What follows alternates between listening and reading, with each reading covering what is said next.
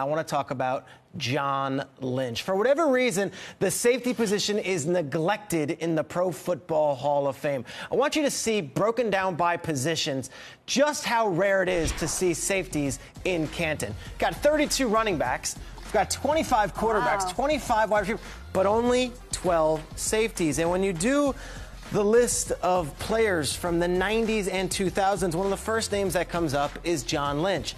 But for some reason, he's only been a finalist in 4 of the 5 years that he has been eligible for Canton. He has not become a Hall of Famer. So what do you need to know? Let's just look at this. 9-time Pro Bowl selection, Super Bowl champion, 25 career interceptions, with 14 of those coming in the fourth quarter. More importantly, Nate, he's been inducted into the Ring of Honor for not only the Buccaneers, but also the Broncos, where he spent the latter half of his career. He was a third-round pick out of Stanford by the Buccaneers in 1993 and played in the league for 15 years, where he was a star. As the story goes, he was the one who was kind of dissecting everything going on from Rich Gannon during that Super Bowl in which the Buccaneers defense dominated the Raiders. Lynch is an all-time legend.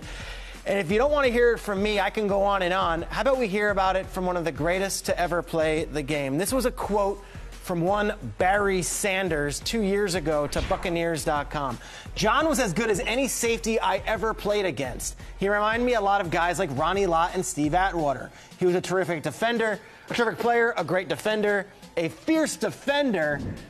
He could knock the snot out of you. John Lynch didn't just play the position. Listen to this, Nate.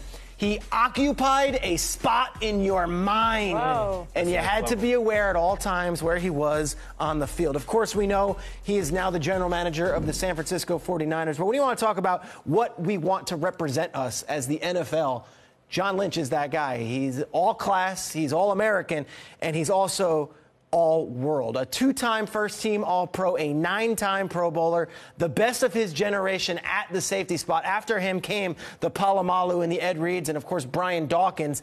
But if you're looking at the safety of his generation, it is John Lynch. And to me, it's an absolute shame that he didn't get in last year. And if the induction comes up next year, when we're sitting in this seat, August 1st, 2018, I sure hope that we're talking about John Lynch knocking down that door and getting into Canton, because he had a Hall of Fame career and is a Hall of Fame guy. Peter, I feel like he's beloved by the media and potentially voters, right? This isn't like one of those cases where, oh, he was a little shy or he wouldn't have the politics aspect of it. So I have to ask you, what is the knock against him? Like, what's the argument against him? I think it's a bias against the position. We saw the numbers. I just don't think the safety position is valued by these voters. I don't know what happens in that room. I'm not in that room, but if I'm making the case for John Lynch, I look at, okay, was this guy the best during his generation of his era, and was he the guy? And he was. John Lynch was the guy. There's no question of that strong safety spot. It was John Lynch. So if you're making the list of all the all-time greats in football, how are you going to have 32 running backs? There's one running back for every team,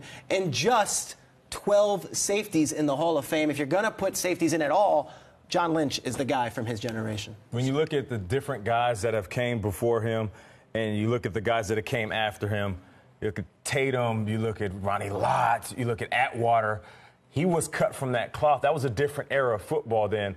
And then not to mention him rewriting the blueprint of what it means to play a long time with longevity on your side, leave the game, work a job in TV, and then take that job and get another one as a general manager.